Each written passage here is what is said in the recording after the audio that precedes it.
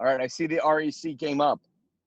That means that we are recording. Is that going to be your official tagline for all these podcasts now? Yes, The REC is that on. means I need you to know that we are recording. It's one of those legal things. No. But so this is for the video version, and for the audio version, they'll hear this part at the end because that's the little behind the curtain. But for the audio version, it'll start something like, "Live from the parking lot of the Golden Parrot, it is the Bladtcast, hunkered down from the bunker edition. Hi, I'm Christian Blatt, and for those not watching the YouTube version, I'm so disappointed because you can't see the fact that our dear friend Thomas J. Kelly is in his car in a parking lot somewhere at an undisclosed location somewhere on Long Island. Yeah, we're in the parking. I'll tell you exactly where I am. I'm in Uncle Giuseppe's grocery store parking lot. The hoarders just left, and the looters are coming in soon. Oh, that's great. It'll be very relevant in a week. I'm going to be a week ahead on that joke too. Yeah, definitely a week ahead on that. Yeah, just put up a sign that says toilet paper, $16 a roll. You know, I paid 10. I paid 10. You make jokes, Tom.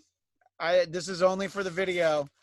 People squeezing the Charmin. Yeah. And the sexual innuendo that can come with that too. I have 60 rolls of toilet paper because when the first wave started, I was like, oh, that's crazy. Nobody should run around. But just to be on the safe side, I'm going to order some on the Target app. And then it took 4 days to be shipped, but I got it. And I already had, like 16 rolls or something. So I got but this was like early. So this is like March 9th or something. So this was when you could still order stuff like that on the Target app. Now you can't. You can get it in stores sometimes, but you can't order any of the essentials on the pickup in store, the mail order. You can't get any of that stuff. Or in bulk, or not at all. Not at all. You can't even get a roll of toilet paper. I mean, we're perilously low on Clorox wipes here at the Blatt household. And I'm down to my I have about 8 left in here that I use when I need to go to an ATM, which I'm now hoarding cash, so I'm okay on that. But if I need to get gas or need to touch something, I have 8 left of this, and then we're done for the whole state of New York. Yeah, right. Exactly. But I'll tell you a quick side story on toilet paper. If I could give a shout out to my first official friend our age with the COVID, Eddie Carroll in the house. About 3 weeks ago, or 2.5, when the hoarding started, and New York City, I'm telling you, I thought things would be a lot worse in some ways, and it took a little bit longer to get this bad than I thought it did. And Eddie posted something about, hey, I can't get toilet paper. I hate America. And he's, Mr. Long Island Republican, a little Mr. Donald Trump, and he's hating on people who needed toilet paper and were hoarding toilet paper. And I said, no, man, you want to stock up because you never know when you need it. Yeah. And he sort of made fun of me and called me Mr. Paranoia. And he says, Tom, COVID doesn't even give you diarrhea. Well, guess what? He got it. And guess what he also has? Oh, no. So he's got diarrhea? He's got it. And I don't even want to make jokes because he's healthy. He's fine. He's going to get through it. Yeah. But he got knocked on his ass. And anyway, now every day or so, I call him to make sure he's okay and to offer him a roll of toilet paper. But when I saw his joke about it on Facebook, I knew where you could buy it for, and it was slightly overpriced. It was $10 for 6. Okay, well that's slightly. Yeah, I was talking about this probably on our last episode. I don't see a lot of like out and out price gouging, but there's subtle price gouging. So your retailers, all prices have been rolled back to non-sale, a little bit higher than you remembered. And one of the extra packages of toilet paper I have is because I went to a Target, and when I walked in, it was like an SNL sketch where everyone walking around was holding toilet paper. And I had 48 rolls at the time, and I'm like, well, shit, I should get some more. So I did get some more, And this lady next to me, it's the self-checkout, and it rings up at like $25. And she's like, $25? This was $16 last week. And the lady who worked there is just like, yeah, I don't know. That's just what it is. And she's like, well, I don't want it. And I'm like, I should take hers too, because, you know, I'm imagining that lady, you know, shitting in the backyard thinking like, well, I did have it. It's like, it was the principle of that $9. But yeah, it's just like things cost. I'm like, this isn't what things cost, but you know, and it's not like the gas station that has the package of wet wipes for $8. That's different. I'm talking about like your Targets and even your supermarkets. I haven't seen like crazy prices, but I've seen like, kind of everything costs a little bit more than it should. There are arguments in favor for that. A little bit of price gouging prevents hoarding. Yeah, no. I think if a package of 24 rolls of toilet paper was $45, you wouldn't have as many people buying it. Now, unfortunately, you would have the people who can't afford that many, so they'd have to split the package. They'd have to split the package of 44 for like a whole street or something, So yeah, and look, I don't know. I've heard a lot of those kind of arguments. Now, you were talking about, so that you knew somebody that has it. The only person that I know, and look, I don't know her well anymore. We're Facebook friends. I don't know if you knew a girl named Sherry who was an NBC page, while I was there, but later when I was there. She's the only person I know has. I think she lives in Queens or maybe Brooklyn. I don't know. You have to send me a picture. Yeah. So she's the first person that I know that had it. She described it. She talked about, she had like a post that I thought was very kind of important information for people to think about, because she works freelance and she has sort of this weird insurance where if she works X number of hours, she has the insurance, but she's not going to be able to meet her hours. But she was lucky in that the company she was working for was like, it's going to be okay. So it's it's definitely one of those things that, you definitely think about when you don't have like the out and out benefits. And of course, our insurance, my wife's insurance through the union is about to end at the end of the month, but we, especially because we have kids, we were able to switch over to good old Cobra. Obamacare. Yeah, we switched over to California. Obamacare or Cobra?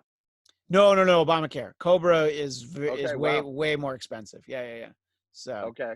Yeah, and the kids are on something called Medi-Cal. It's sort of like it's kind of like Medicare for the state.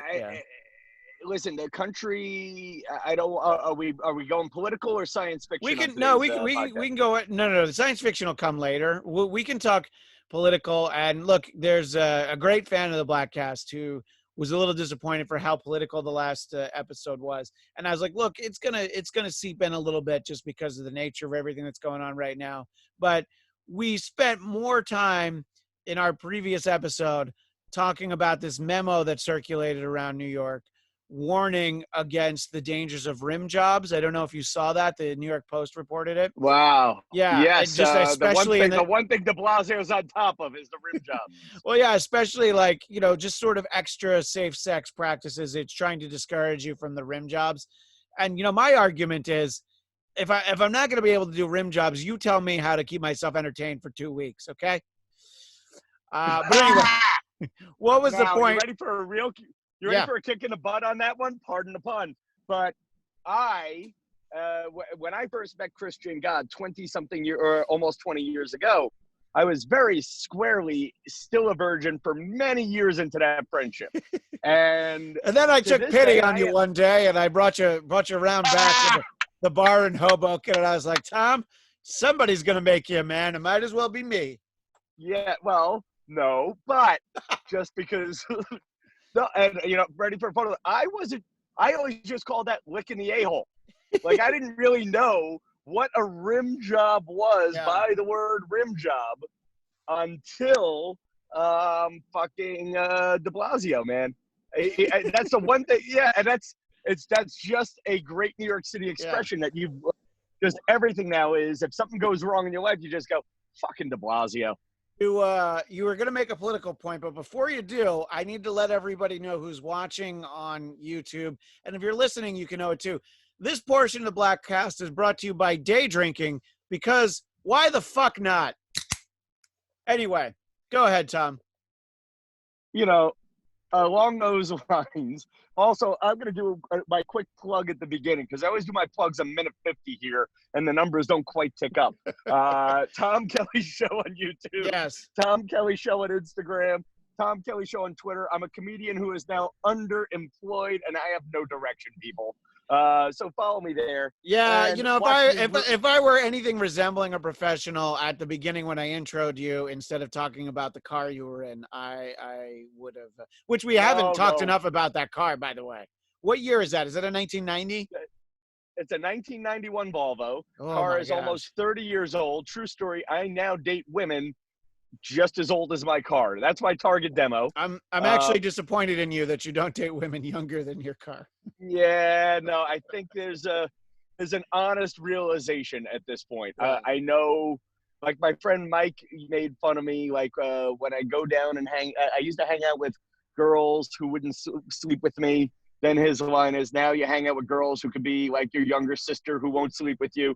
And now you're hanging out with women who could be your nieces and won't sleep with you. And the next step is hanging out with women who could be my daughter and won't sleep with me.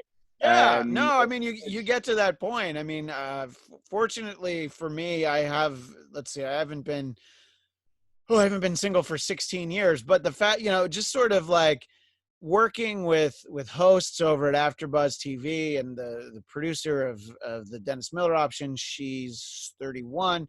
So it's like you're surrounded by people in their 20s and early 30s, and you're like, especially for like these people that are in their 20s, you're like, oh, it's like mathematically very possible that I could be your dad, Well, and I do believe age is a state of mind. It's a state of life. Like I know 20-year-olds who are living lives much older than you and I as you continue your day drinking. And by the way, what size?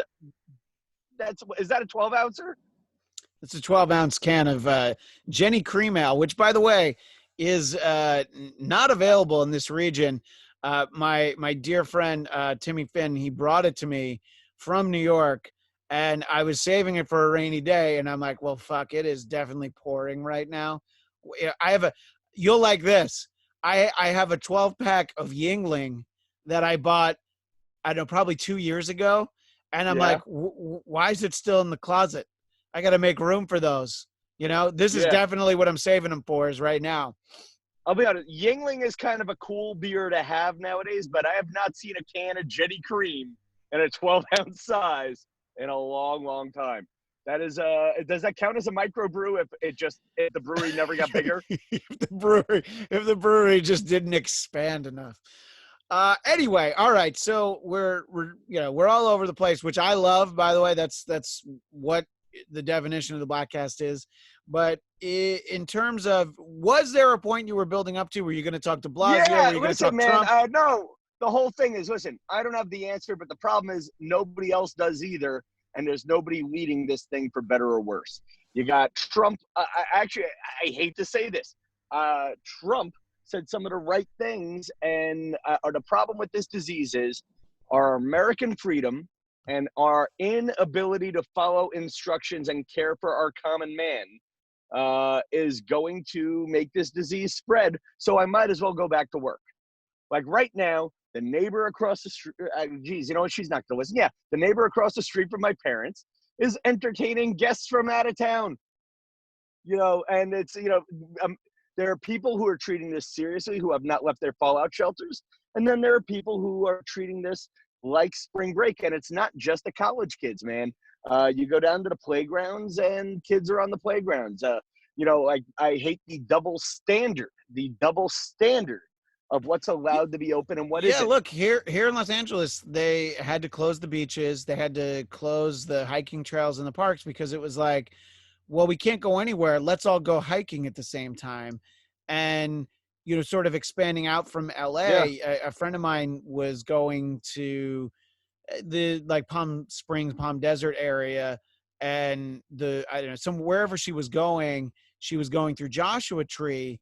And it looked like it was the busiest time of year there because it was like, well, we'll go to the great outdoors, but you're not keeping any kind of distance. And I know that they've had to, they closed a lot of parks and things like that. First weekend in New York, from what I heard, everybody was like out in Central Park or wherever, and they were just all crammed into there.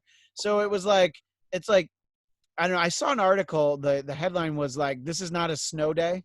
You know what I mean? This isn't like you No. get to go out and play. It's like there's a reason why they're telling you to stay inside. And I think that, look, it's tough because, first of all, we're not China. We can't impose the kind of lockdown that they did, and even so, it's 3 months, and now they're finally starting to get back to normal. Now they're So only now they're only shooting students. Not people who have a cough. wow. If If you're gonna be anything, if that anything cold, deserves the wacky horn in the car, that's it. wow. I am intentionally not beeping because I don't want to get caught not violating the quarantine, or I don't want to get caught violating the quarantine after that joke. Oh yeah, are you But not supposed to be out anywhere like after midnight? Like, no, this is double standard. You're allowed to be anywhere you want. They just ask you to stay inside, and you're not. Like right now, I don't want to screw with the camera, but I'm in the shadow of the best hamburger joint on Long Island that would give your In-N-Out burger a run for its money. They take cash only, mom and pop, all American. It's a walk-through. It's a walk-in Wendy's? restaurant. No, all Oh. American it's called. No. Dirty bastard. No, bad Christian. No. Old dirty bastard. I got you all in check. All American over there is essentially, it's a real 1950s, they call it a drive-in, but you don't drive in, you drive up to it, and you walk in to get your food. And there's still a line around the block. It's a great hamburger. There's always a line outside to get it. And you're telling me that's an essential business, but working in a factory may or may not be, or working at the car dealership isn't. I don't, there's just no friggin' standards. The ice cream shop next door to it only just voluntarily shut down. The Italian ice place is open.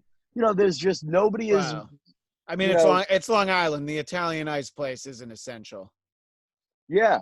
It would be like if the feds tried to close down Bagel Boss, they'd be like, we need to be open, Now, and there you go. How much of this like takeout food? You're like, America, stay inside, don't touch people, but order takeout food. No. Yeah. No. Well, so I have ordered I've done a little bit of takeout food because, there's some local businesses that I feel like, the little bit that I can do. And the first place we went was a Chinese restaurant because I felt like they're particularly hard hit. I mean, even going back like a month before this, that was sort of some of the first things that people started to be like, well, I gotta have Chinese food. Yeah. So, and everywhere that I have gone, I've wanted to take pictures of how far apart everybody waiting for food is, but also I know everybody's freaked out and, invasion of privacy and whatnot. The place I went today, they actually had like footprints, like little stickers put on the floor for where you should stand if you're waiting. And I was like, all right. So, so it's like in general, people are taking it seriously. The one place, they have the clean cup of pens that are like the new pens that they've scrubbed, and then when you're done signing, you put it in the dirty pen cup, and then they in the Barbasol. Yeah, I mean, it should be. Yeah, that'd be great if you dipped it in there. So I do understand that, I mean, look, I have a refrigerator and a freezer that are ridiculously stocked of food. The night that they told us like that they were tightening in the restrictions, I was like, I didn't quite know what it meant. I just knew that in the space of an hour, I had bought $376 worth of groceries, and I had never even spent close to $200 in a single grocery trip. Costco or Target trip, sure. But, and so I have all that, but it's also like, I understand, look, there's a lot of people especially people who live by themselves, they don't really cook. So I don't quite know what happens if you don't allow for takeout food anymore. I don't think it's an essential, but I do think you're giving a little bit of a lifeline economically, but then also people need it. But I mean, my wife's a little bit more paranoid about all of this than I am. she feels like that's the first thing that's going to go. You know, they're doing this in stages, and then it's like, yeah, you can't go pick out food anymore. First, maybe they'll let people bring it to us, and then that'll probably stop for a little bit too. I mean, look, I got my friend Danielle Anastasio living in Florence, Italy. And you talk about how they cut it back slowly. And again, we're doing everything Italy did wrong. Yeah. And the next step is they let everybody go to the parks. Then everybody got colds. And listen, I get the need to leave the house. I've been going to the beach every day. I've just been going to the part of the beach nobody's at.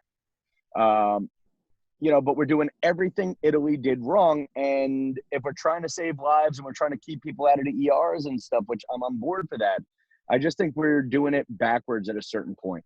If I were the president now, the first thing I would do is, and this is what I say to anybody listening, if, knowing the way you publish these things, you'll publish this just when COVID is cured or it's killed us all. But this is actually my Twilight Zone episode. You see that it's going upload, and then we're all dead, and then it blinks like finished. So like, if there were anyone left in the world, they'd be able to listen to it. So basically, I'm Burgess Meredith. Kelly had the answers. Yeah, I'm Burgess Meredith, surrounded by all the books. I sit down and I go, finally, time enough at last. And then I break my reading glasses, and I can't read any of my goddamn books. No, I'm actually going to post the video probably tomorrow, not tonight, because so when we're doing this, Tom and I are straddling the international date line. It's March 29th, Sunday for you, Saturday, March 28th for me. You're off in the future. And you look, we're talking to each other from two places that are hard hit, but you live in Manhattan. But how long have you been out of Manhattan now? You're out in Long Island.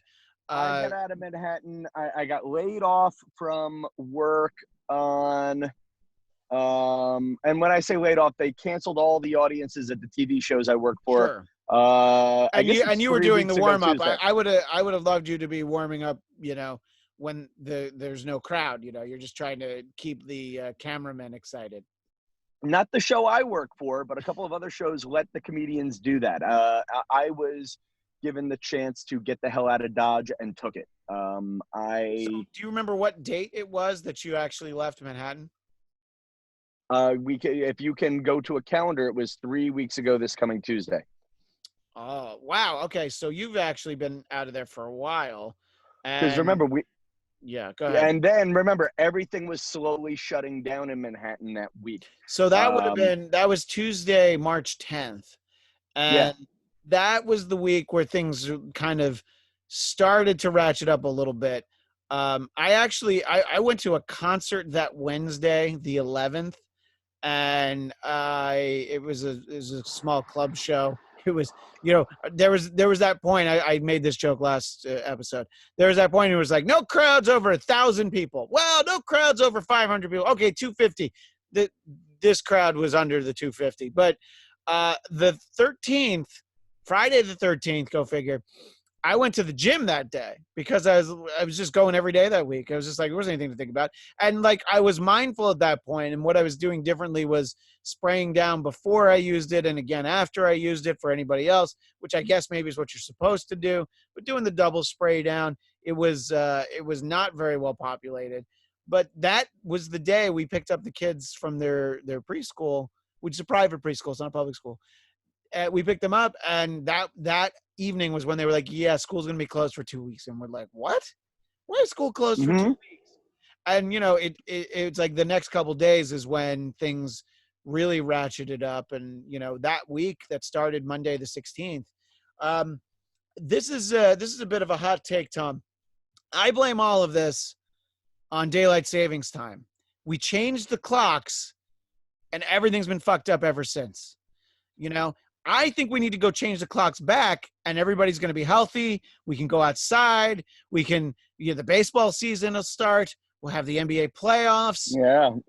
You can have rock music festivals. You know, I think it's the time change. Yeah. Who's producing this podcast? Fucking de Blasio? Look, we want everybody back in the churches on Easter, okay? That's what it really comes. Which, by the way, at this point, that's been ratcheted back. And look, it's very easy to be critical of Trump. You can say that we could have been better prepared, because we could have been, but obviously the idea that he could have been prepared for exactly this, I don't know how much better. I think that, we could have had more tests and ventilators and shit, but I think it would have ended up here no matter who the president was. I just think it was bad that within this calendar month, he called it a hoax. But, I think that he's doing what he needs right now. The nice thing about living in New York and having my senator and your former senator, Chuck Schumer? one of the guys, and I voted. I didn't vote for Trump. There are things he did right, and there are things he's done wrong. There are things that Schumer, my boy, that I have voted for, Schumer has done wrong. When Trump closed the airports to China, Schumer called him racist. By the way, he wasn't the only one. A lot of people were saying that, and I don't know. I don't think I had a strong opinion, but I'm like, oh, that seems excessive. But in hindsight, I said this I definitely said in our last episode, or maybe it was on the Trump Report show that I do for AfterBuzz TV. Wednesdays at 4 p.m. Pacific, 7 Eastern. But anyway, think about how many lives that saved, was like no flights in from China. Sorry, everybody. But listen, the other thing he's doing wrong that Bush did right after 9/11 is you got to shut down. There's no reason anybody should be flying right now. Yeah. Right now, we've had enough warning time. We should all be staying at home, and we're not doing enough big gestures to let people know this is serious. And I think that's the problem right now, is because we're giving everybody their little back door to take a break from this, everyone's taking advantage of that back door. I thought part of why I rushed out of Manhattan was I thought all the bridges would be closed like they did during Hurricane Sandy. I got trapped in Manhattan. I did not go down to Florida because I thought I was going to be trapped down in Florida. Otherwise, I would have taken the 2-week vacation or a couple of day vacation and flown back and detoxed in Manhattan or something, or found a place to do the 14 days that they're talking about. But the bottom line right now is everybody is doing this a little bit wrong. I do think Obama would be handling this better. I do not think Biden would be handling this better. How about that for an honest political statement? Sure. I think we need clear leadership, somebody who understands science and somebody who is willing to make an ass of themselves. Like, listen, Bush gets a little bit of credit for this, and Obama gets a big chunk of it. The Bush and Obama stimulus packages were better than just the barrel of pork that just got passed this week. I mean, the funding for the arts, the $25 million for the Kennedy Center, you're just like, I'm sure that's important to some people, but look, it's a perfect example where it's like, it's very easy for people in the media to rail against those awful Republicans, but it's like, yeah, but why did that bill get slowed down? Because who put stuff in there that didn't belong in there? And then it gets passed anyway because they're like, all right, well, you're dug in on this bullshit. And yeah, look, the idea that $2 trillion, look, that's great, but those $1,200 checks are really not going to do that much, I mean, no, and look, it's great that we're getting them. I'm not even saying that. It's just like, it's not even I think I'll get one. I mean, look, and I'll get the $500 ones for each of my kids too. So we're going to get, so I think we're going to get $3,400. I'm sorry. What were you going to say? I'm pretty sure your wife had a good 2019. No, she did not. It was 2018 she made the money? 2018 was all right. The only money she made was residuals, and I made some podcast and writing money, but 2019 has us already scheduled to get a very nice tax return regardless of this. Okay. Yeah. And so the stimulus check is going to be greater than your income from the Bladtcast. That's what you're saying. Pretty much, yeah. Before we move on, it's time for another sponsor. This segment of the Bladtcast is brought to you by Jolt Cola. Yeah, that's right. Because you want to be awake for all of this. This was is that what year is that from? You can, there was like a bit of a resurgence. So this is like not even a full year old. There's like a specialty soda store that I have it. And again, it's there for a rainy day. I'm not going to open it now. It was more just a prop because I was thinking of like, what are some fun things that I can do, taking advantage of the fact that, there's a video element to this. And for people who have seen videos that I've done here previously, I really am in the fallout shelter. Now, this is the back room in my garage, Tom. And these boxes here, these are all like comic book boxes that I shipped from New York when I moved. Old Staples boxes, yeah. But, also, I like to show off the fact that this is my Star Wars trilogy, but here's the beauty of this. VHS? It's the original pre-special edition widescreen VHSs. Wow. So that's the kind of, and I've done some unboxing stuff. I've held up like old comic books and stuff down here. I'm staring at a box that is filled with all my materials for years of the Star Wars fan club. Oh yeah, there's good stuff down here. Don't worry. Hand shot first. McClunky. Anyway, so yeah, look, I think that it's easy to point at the bad politics of it, and I don't know, look, it's really unprecedented because I mean, you can compare it to the Spanish flu all you want. That's like more than 100 years ago. You know what I mean? And it just, the world was such a different place. But I guess they did learn some lessons because the Spanish flu proliferated the way it did because they had all these like post World War I like parades to celebrate the troops who came home. And there was like a huge parade in Philadelphia, which led to, so many people getting it and spreading it. So, I mean, at least early on, they did things that at the time seemed unprecedented. I mean, canceling that St. Patrick's Day parade in New York, and of course the one in Boston too. I was surprised. I mean, yeah. I'm sure people still threw up in the middle of the street that day, so it probably felt like the parade, but there weren't as many of them. I always thought that it was just such a great thing that Tom Brady put his notice in that he's leaving the Patriots on the day the St. Patrick's Day parade in Boston got canceled. I thought it was his way of saying, Boston, I never loved you to begin with. Yeah, I think that's great. I also think like ESPN made that happen. They somehow they kicked money over to the Tampa Bay Buccaneers because they're like, look, we need something to talk about. We can't keep talking about which members of the Utah Jazz have coronavirus, Well, and along those lines of bringing it back to the Jazz, the guy who owns the Knicks has it. It just came out today. James Dolan. Yeah. Oh. Now man. I'm getting this from a text message, Shane, and not an actual news source, but I'm pretty sure Dolan has it. And it shows you. He's a very talented musician. He has a band called JD and the Straight Shots.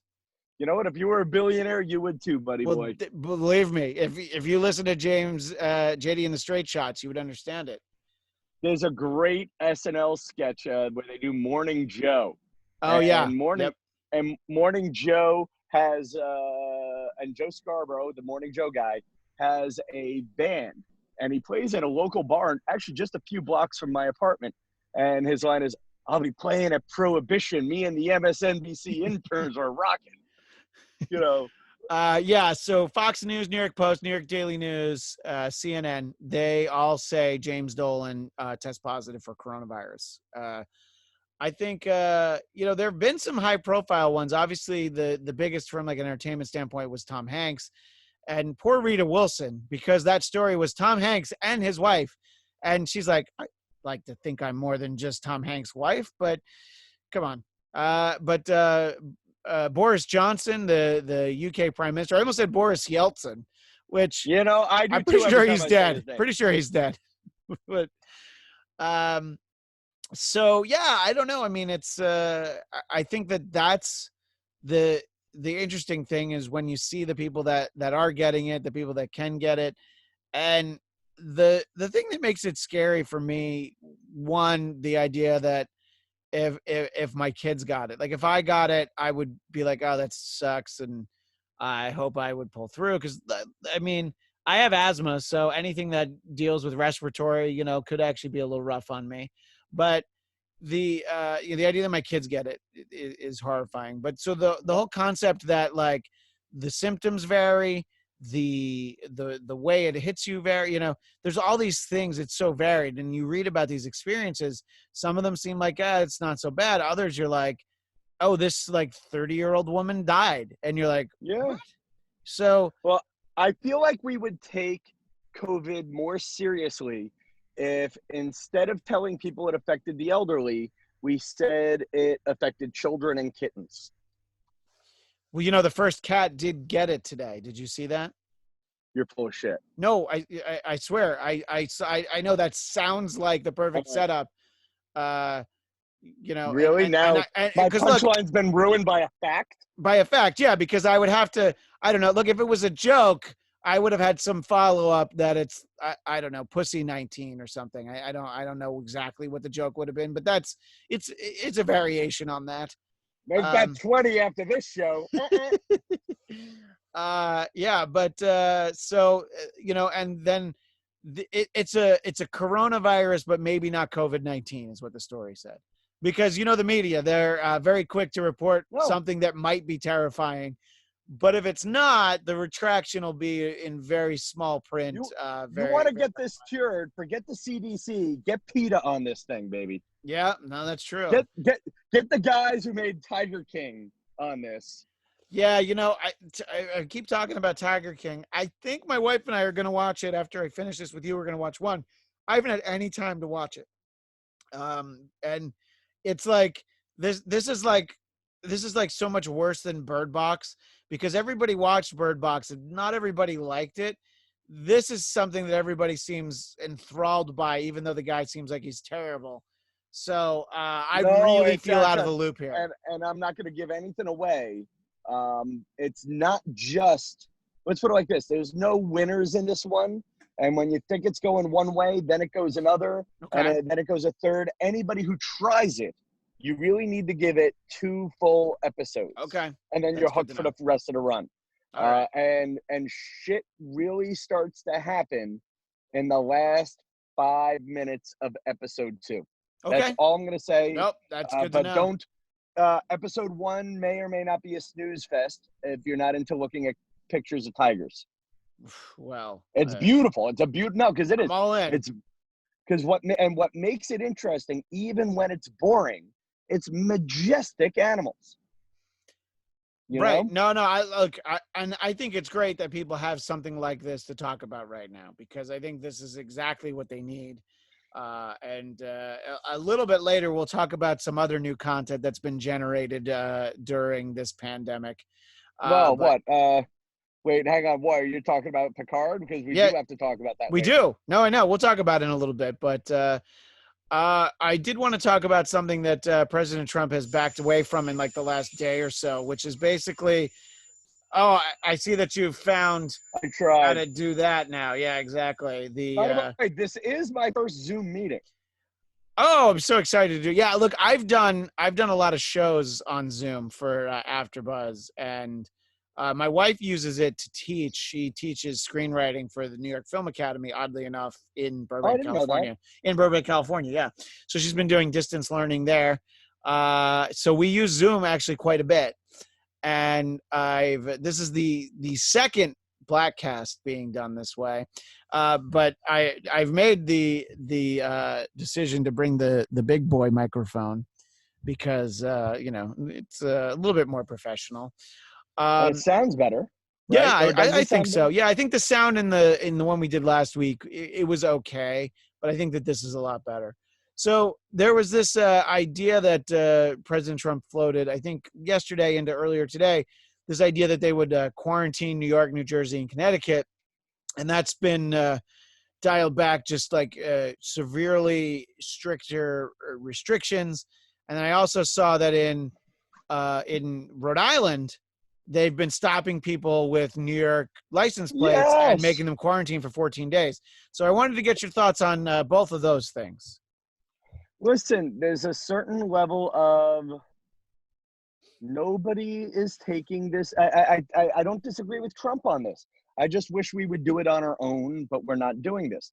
First, Manhattan should have been quarantined a month ago or 2 weeks ago for sure, for the protection of the people in it and for the protection of the people outside it. They should have closed.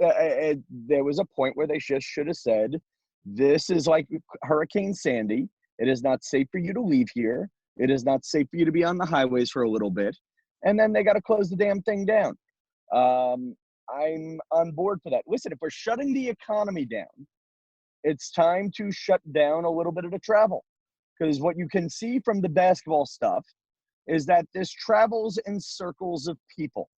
That the New York Times had an article on a bunch of rich people in Connecticut had one big birthday party, one infected person spread it to 50 wealthy people who went to other big circles, and it spread from circle to circle to circle.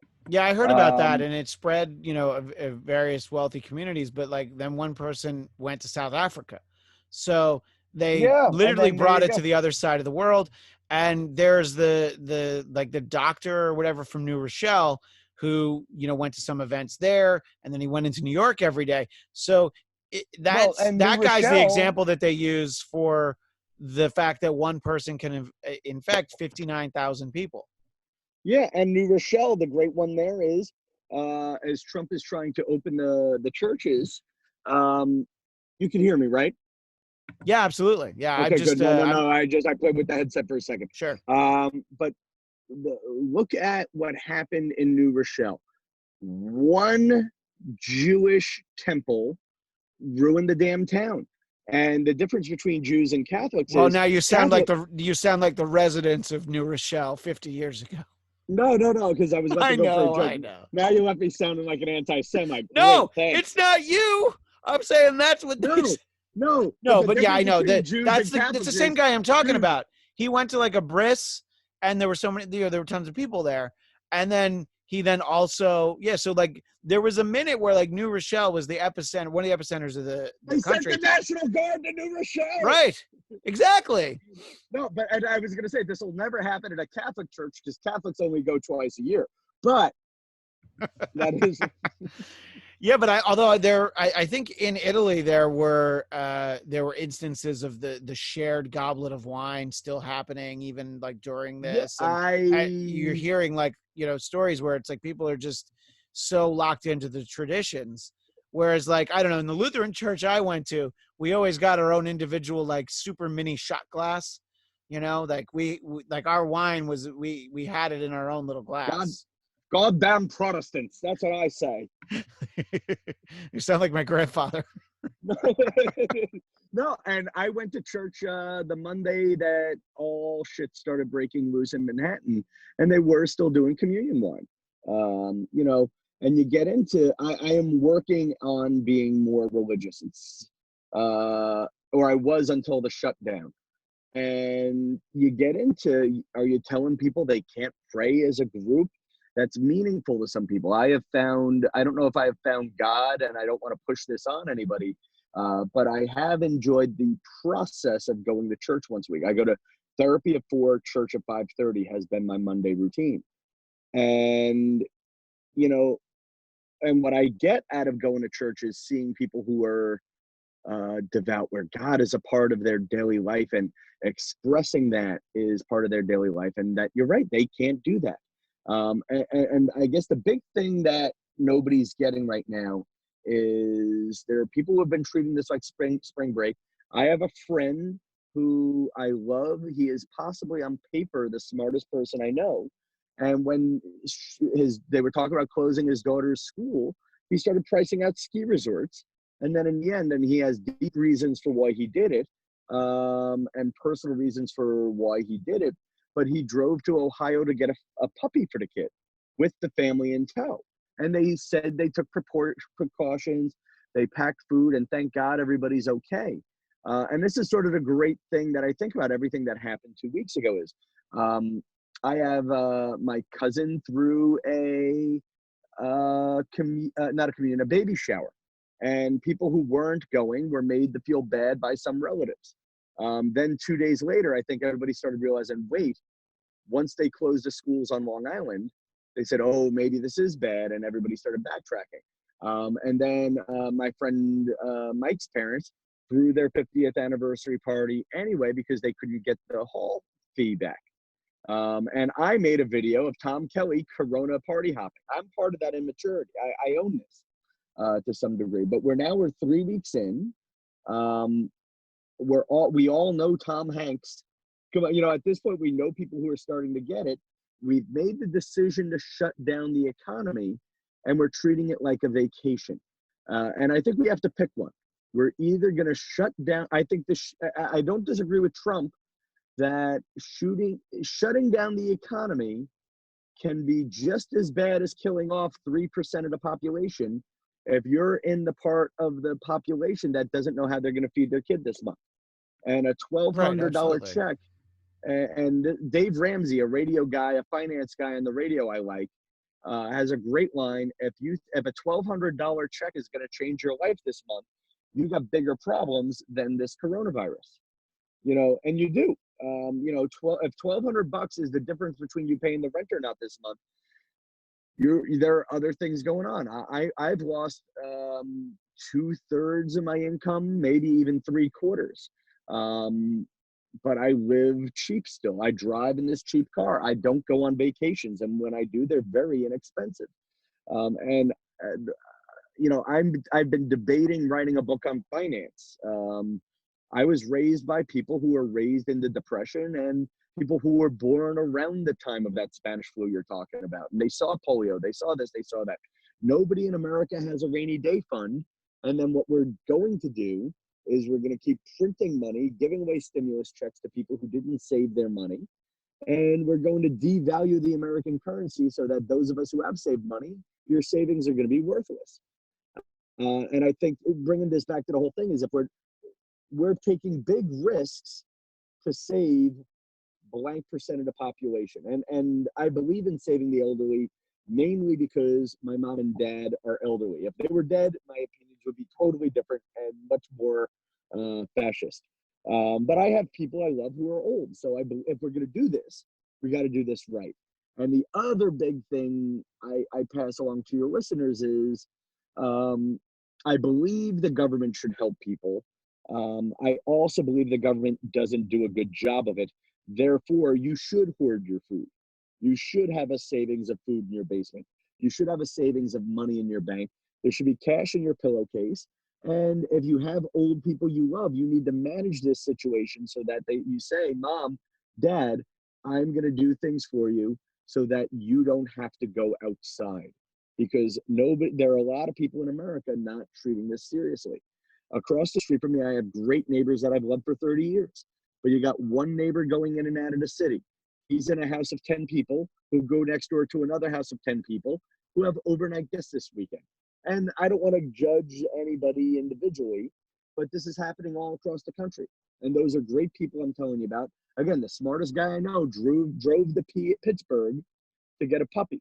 And then to Home Depot because he needed fencing to keep the puppy in, because then he realized he lived on a busy road.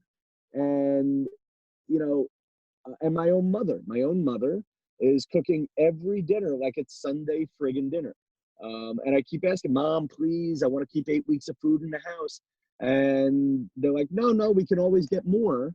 And what they don't get is we can always get more means you are exposing yourself to germs. And whoever comes back in the house is exposing themselves to you. I'm doing a very selfish thing.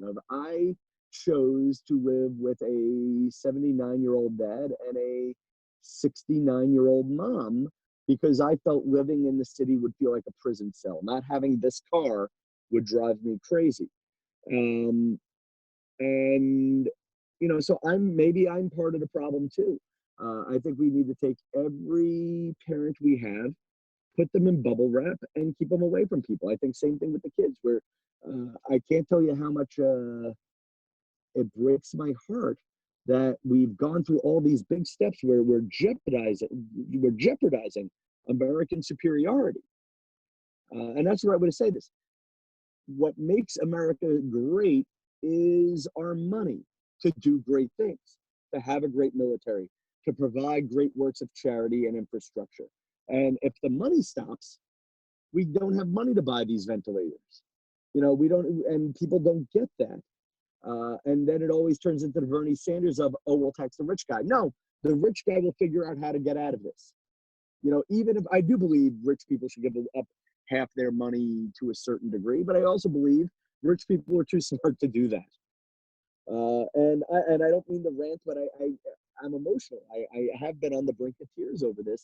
Yeah, look, I talked about it a little bit in passing. I mean, there were that first week, probably like 3-4 days in a row where I just wasn't able to stop myself from crying, and usually it was because the kid, it's Felix, would ask something in a very specific way.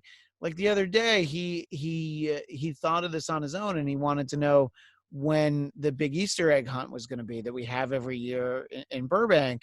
And I had to tell him, I was like, I don't know if we're going to have it this year. We'll have to do it at our house, and maybe even inside. And he's like, oh, yeah. But just the fact that he's asking, and I'm like, oh yeah, that I know that's not happening. There was a lot to unpack in what you said, but I thought that there was a lot it was all worth listening to. So I didn't want to interject. When you're talking about people's lack of faith in the government, I think that's the answer to the question. When people are like, why are there these long lines at the gun store? And I support people's rights to own a gun. I would hope that they would get the training in how to use it, and that they would store it responsibly. I think most gun owners do. I personally am not comfortable having one in my home, but I completely understand people waiting in that line just in the past week because you don't trust the government. And that's not a political party. I don't trust this president. I don't trust the government to do anything, and I think that's when you get to, questions about like the government handling anything. The way the government handled this, what makes you think that they're going to be able to handle everybody's health care? It's more of a rhetorical question because I don't want to spend a lot of time on that. No. So not trusting the government makes perfect sense. And then, taxing the rich guy, sure. But if you look around, you have guys like Steve Ballmer, the guy who owns the Clippers. He's, reached into his pocket, and I don't remember how much he's spending, but it's like $25 million, on just sort of helping the cause. I mean, you would love if Mike Bloomberg still had all that money he spent on his cockamamie presidential campaign, and he could use that now. But then you also have, and I don't know, did you see this picture that David Geffen posted today? No, I didn't. So he posted a picture of his yacht, and it's his $590 million super yacht. And it says, sunset last night, isolated in the, I don't know, somewhere that I don't know how to pronounce, Grenadines, but that's probably not how you say that. Avoiding the virus. I hope everybody is staying safe. So it's this super yacht that probably you could fit like 2,000 people on. I don't think they're all there, but it's just like, I think they're missing the point. And I think that, look, sometimes people make you feel better in times of crisis. I think 9/11 was a completely different situation. You were talking about church before, and the last time that I went to church where it wasn't a holiday or for like a wedding or a christening or something, I decided I wanted to go on that Sunday in 2001, which I think would have been the 16th of September. And it's just like, I hadn't been forever, but I always went as a kid. And I'm like, it just felt good to go that day. I can understand people doing that. Of course, you shouldn't be going to church now, but I can, I don't know. So a lot of churches, I think, are like streaming and stuff like that, streaming the sermons or whatnot. But yeah. I can understand people seeking that out because it's like, well, this doesn't make any sense. And when you see those numbers going up and you're like, it's crazy, you want to look out for the economy. You absolutely do. But And again, the opening everything by Easter seems like no one's actually trying to do that at this point. But how much more catastrophic is it for the economy when you do it too early, and then all these people go back out there, and then you have like a much bigger wave of people getting sick? Now, what I think should happen is places that aren't New York, aren't Los Angeles, you're going to have a lot of places where things can be relatively business as usual. I'm assuming in places like Montana, Omaha, Nebraska, they're wide open spaces. People aren't concentrated as much. So I think they're going to have cases, but I also think that they're going to get through it and they'll be on the other side faster. So as infuriating as it might be to people in New York, those people will probably they can go, they'll be able to go to restaurants again. They'll be able to go to movies again long before we are. Won't be any movies to see, but that's not the point. So I think it's just sort of managing the expectations. And the reason why it's so upsetting, the reason why I was saying that I was crying almost every day for a week, just a little bit here and there, is because every day was something completely different and so much worse. You weren't prepared for the next day. I only made the mistake once of looking at the news, looking at headlines before I went to bed. Suffice to say, I didn't sleep that night. So, and then the tricky thing about the job that I have is preparing Dennis Miller's podcast. I kind of have to look at a lot of news. So I'm doing that like on Sunday nights, and I kind of wish I wasn't, but the rest of the time I'm just like, no, I'll see if there's any good comic book news, that sort of stuff, No, you had a great point before, and I've been meaning to ask this for most of the show. Uh, let's talk about this mentally. Is it better for you to think that to have someone lie to you, and let's not even make it the president, have anybody lie to you and say, yeah, if Dr. Fauci comes on TV and lies to all of us. Well, let's make it Dr. Bob. Let's not put a face on Sure. this. No, I mean somebody in his position, but yeah, you know what? A doctor who lies on TV, I don't know, Dr. Phil. Let's call him that. Well, that man, let me tell you something right now. That man's mustache is a national treasure. You know what? That's true. Yeah, because Alex Trebek got rid of his, and at least Dr. Phil still has the stash. Now, would you rather hear this is over April 12th and have the rug pulled out of you on the 11th? Or do you want an honest answer of this could be going till July? Yeah, I would honestly rather hear that it's till July, because I think, by the way, that it's going until at least June. But July is not going to surprise me. I think where you get into the media irresponsibility is when you start seeing the headlines that say 18 months. Because if it goes that long, people are going to just be like, fuck it, we're just going out. I'm sorry if people get sick. Because you can't enforce 18 months, even if you do it gradually. There's going to be a breaking point. And I feel like July might be that. So you're going to have to get to a point of like, we feel like we're going to have it under control. We hope to be able to do it by June, but you know what? We might not, but yeah, saying April 12th like that was too soon, I think. And, look, it was a best case scenario. When this first started, I actually said April 1st. This is going back like, I don't know, whatever that was, the 10th of March. Because I'm like, the economy can't handle it beyond that. They're only going to do it for a couple weeks. And then it got so much worse. And that's sort of the managing expectations throughout the course of the whole thing, is just you keep moving that line, because you look at the numbers and geez, you look at New York, you look at New York City, not New York State, and you just see how many, just the way that the numbers are like quadrupling overnight. And yes, it's because now you're actually testing people, but still, you're just like, oh yeah, this, and then everybody's saying it's like, oh yeah, like 2-3 weeks from now is going to be the worst of it, So I think if, the realistic look, people will be upset, but if you feel like it's June or July, you should tell us June or July. Don't keep telling us it's going to be in 2 weeks. It's going to be in 2 weeks, See, yeah, I don't know what's better for my mentality. I felt a little bit better. I was used to saying July, and you know what?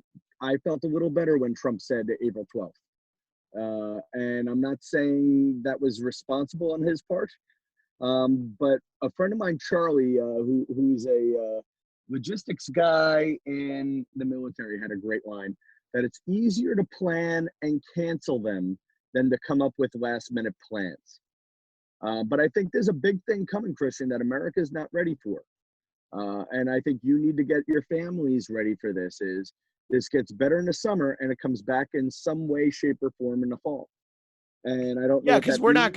not gonna have like the flu shot. We're not gonna have the corona shot. We're not. I mean, one day, sure, but we're not gonna have it this fall. And yeah, I think that you're right. Look, when it's regular cold and flu season, this is still out there. Yeah. And Remember, these are the masterminds who still haven't cured AIDS. Before we believe in science too hard here. And I don't say that as a joke. I say no, that no, as no, no. something that should It's terrify you. because how long has that gone on? And yeah, I agree. They're able to manage it. They're able to treat it.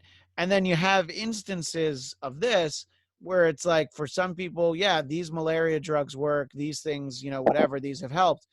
But the worst thing, I guess, is that there aren't enough tests. So, I referenced this girl that some of us were pages with. She's not that old.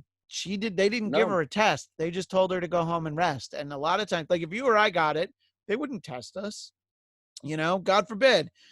And God forbid we had to go on a ventilator or any of that sort of stuff. That's when they would take interest. But we're not old enough.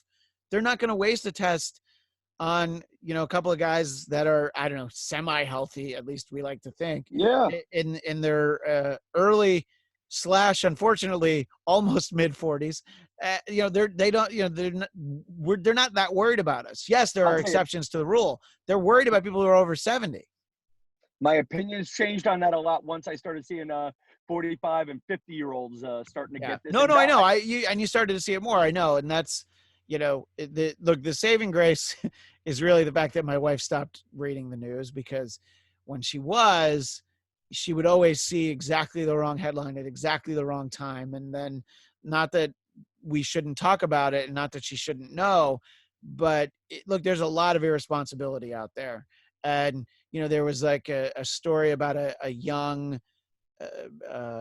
infectious disease worker in New Orleans who died. She had been tested, but they didn't have the results. I still don't think they know that she died from it, but they, that got to be one of the first people that they said that.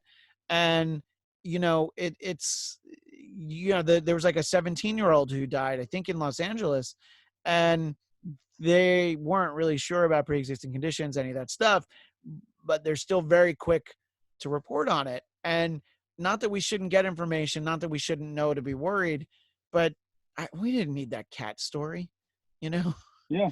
They don't even know if it's this. They're just like, it's a No. coronavirus. There's all the other coronaviruses, This is the 19 because this is the one that first showed up at the end of last year in Wuhan, China, And the fact is that no, it's you shouldn't call it the Chinese flu because of some of the repercussions and the backlash from that.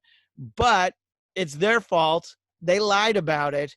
They basically bullied the doctor who tried to warn everybody about it. They destroyed his samples of it. They wouldn't let him test on it. They're underreporting it. The only reason why we have the highest number, if you look at it, is because China lied.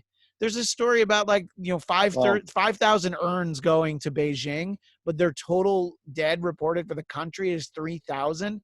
You're like, well, I don't think that adds up.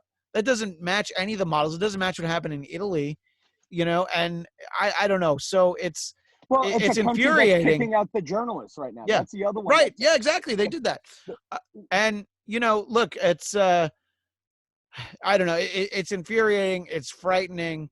And the idea that every time you go out, it's like, yeah, if I touch the wrong door handle and I don't Purell just enough afterwards, I can bring it into my house where my family is. And God, that's the stuff that terrifies me. But I mean, look, you're with your parents, so the idea that, you obviously have to be extra careful too.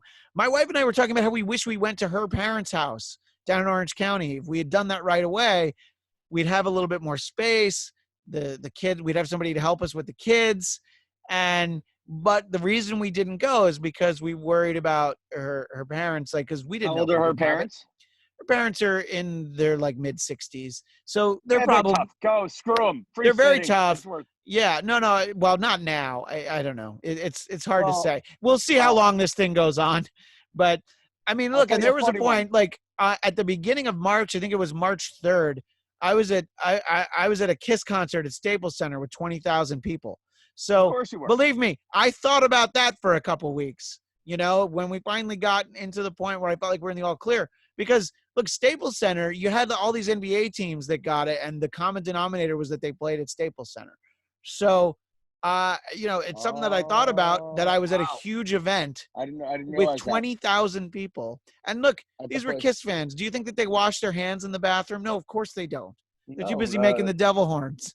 So I don't know. It's tough. And you know, there's the balance where you have to figure out how funny are we able to be during it. Now, you said you did a video of party hopping sort of early in Corona. Is that what listen, you were saying? I'll tell you a funny one. My bosses at ABC at one point, and I don't give them enough credit, sort of said, Tom, don't make any Corona jokes. And that was the ABC policy. And they were right, because you know what? If you look back on, even though humor is great when it's in the time and you're in the room, but as it progresses, um, you know, like wearing a mask and waving the "oh, I'm going to disinfect you" is it's not funny anymore. Like, here's a good example.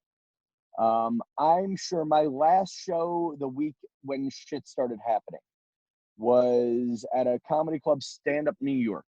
And it's funny, the one show that I wanted to get canceled that week was the only show that didn't. Of course. And I went on stage. I actually brought, that's how this wound up in the car.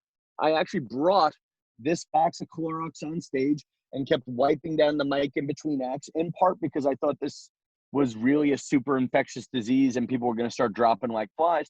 And then I started wiping the audience member as a joke, whatever. And I know a news anchor in Indianapolis who started doing those same jokes, but 2 weeks after, and did a joke about, oh, I'm disinfecting the studio now, wearing a mask. And I'm like, dude, there's a shortage of masks. And you're wearing a mask, making a joke about using medical supplies in the studio. You know, you weren't really cleaning the studio. You were being a horse's ass. You know, it was very hacky. I'm a 24-year-old reporter. Look at me being funny. This will be cute on the demo reel. And I actually wrote the kid a note. I'm like, listen, I'm saying this as a friend and mentor. What's funny on day one won't be funny in 2 weeks, and you're going to feel bad about it. You know, so Yeah, what's look, the I have a right friend. now? I have a friend who ran a joke by me, and I'm like, look, it's a really funny joke, but no, don't post it. And because this is the Bladtcast, because it's you and I talking, and because I am attributing it to someone else who I will not say who it was, because you know, they don't need it. And by the way, for fans of the Dennis Miller Show, I swear this wasn't Salman. This was somebody else that I know. But he said that, you know, the joke was, you can't call it the Chinese virus because I'm not hungry 15 minutes after I get infected with it. I think that's a funny joke, but I was like, you know what? No, you really shouldn't, because people are dying. And also you're having Chinese Americans that are being treated really badly.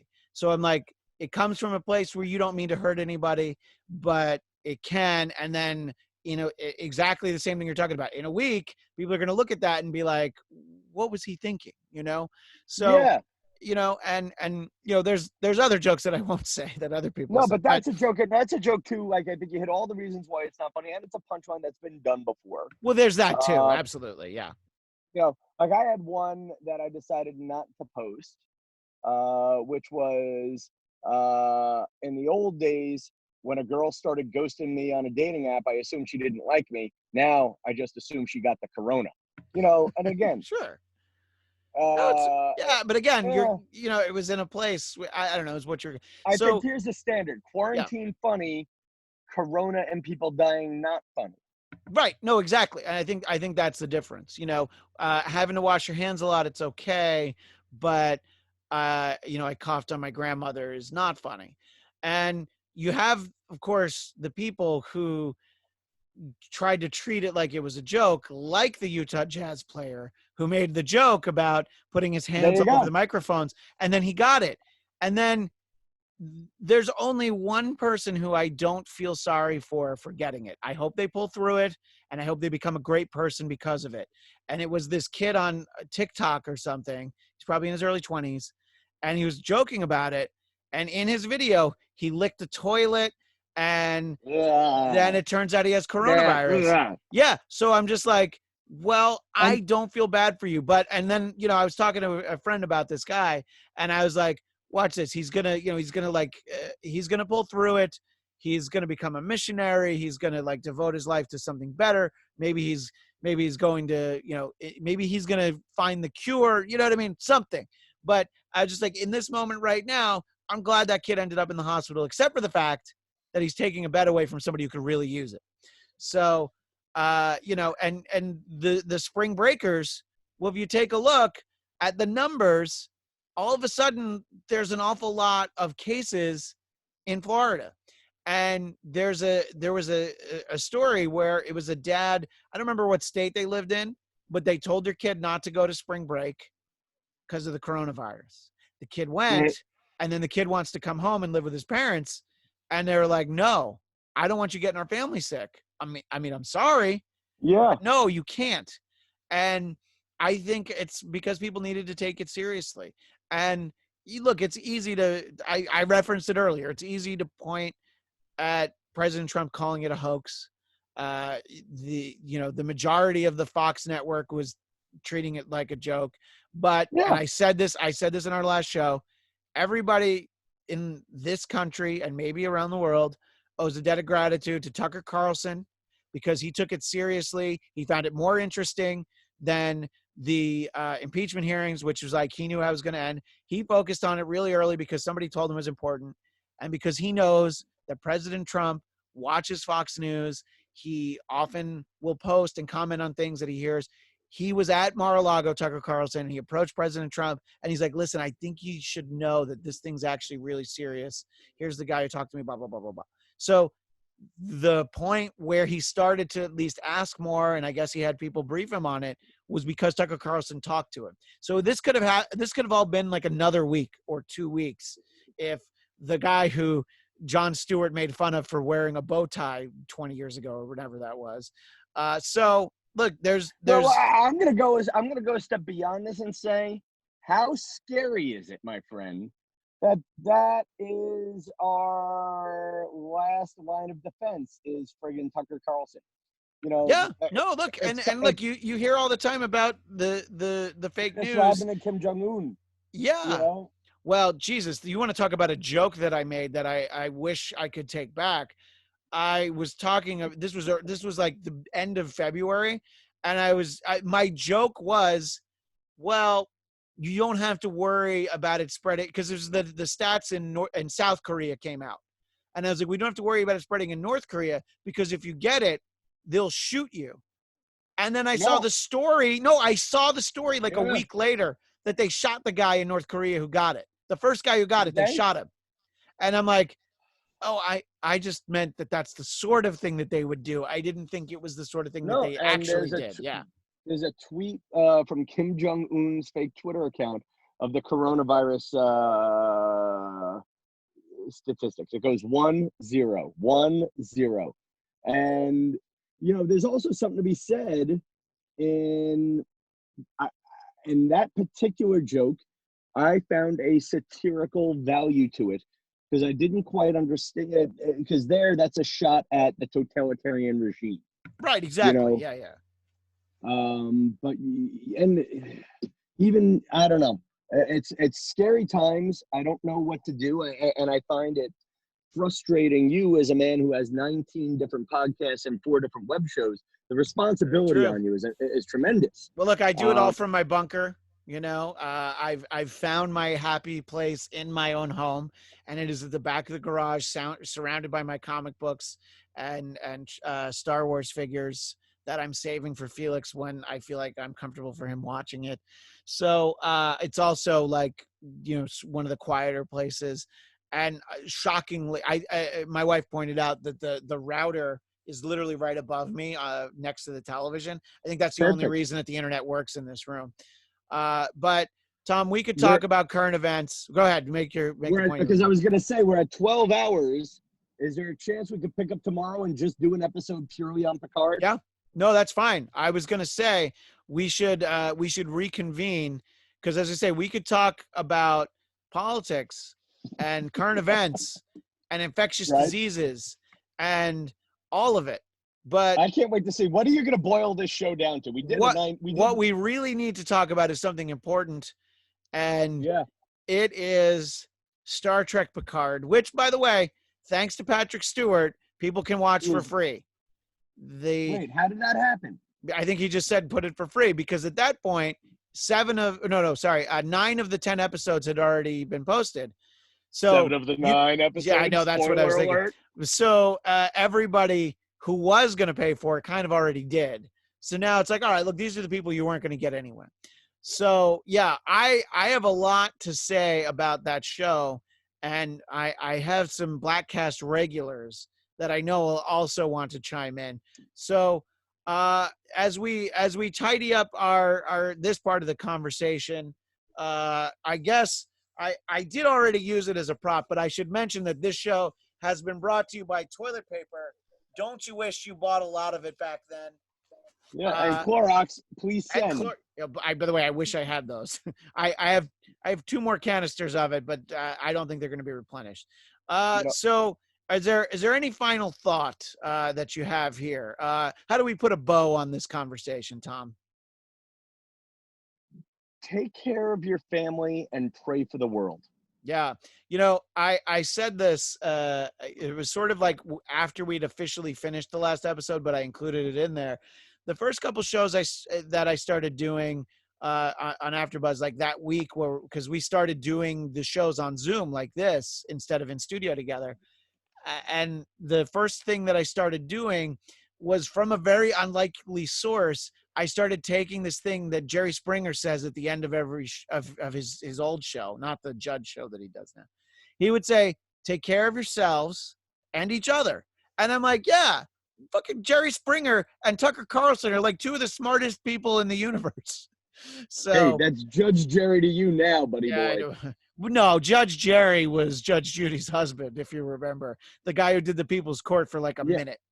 But there's a show, Jerry Springer is no longer doing Jerry Springer. Yeah, I know. They just had banked like 2 years worth of episodes, so they're still posting new ones. But yeah, I know he's Judge. Like Mr. Rogers. Did you know? I didn't know he was dead.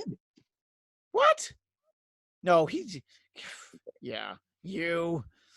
I'm kidding. By the way, there's something very soothing that when Lucy she's doing Skype speech therapy on Fridays. She was doing it in home, but now it's on Skype. So because Felix is home, he and I use that time and we watch a Mr. Rogers together. I'll tell you, this is a great time to have Mr. Rogers in your life and watch him like go in a hot air balloon, because you're just like, yeah, I can forget about things for at least those 26 minutes. But anyway, I hope that we can do a Bladtcast where people can forget about all this stuff for, well, if it's a Bladtcast, it's 126 minutes, but still. It's the only podcast where you just don't know if it'll end. And believe me, it won't. Well, so let me say goodbye to you now, because I'm going to drive the car back to my parents. And I can't wait to be on. By the way, this is a great way to get yourself booked on the next show is don't talk about anything you were booked for. No, well, we were going to talk about all this. And then I was like, I want to talk to you about Picard. But yeah, that's true. It was like topics A and B. And then there was like A1, 2, 3, all the way to 250. All right. So at Tom Kelly Show, is that across the board at Tom Kelly Show on everything? Yeah. Listen, at this point, YouTube for sure. I'm doing stuff there. Facebook and TikTok and Snapchat and Instagram is where I'm really desperately looking at all the time. I am trying. I'm doing everything I can to not get onto TikTok. I successfully. I'm over it. I successfully avoided Snapchat.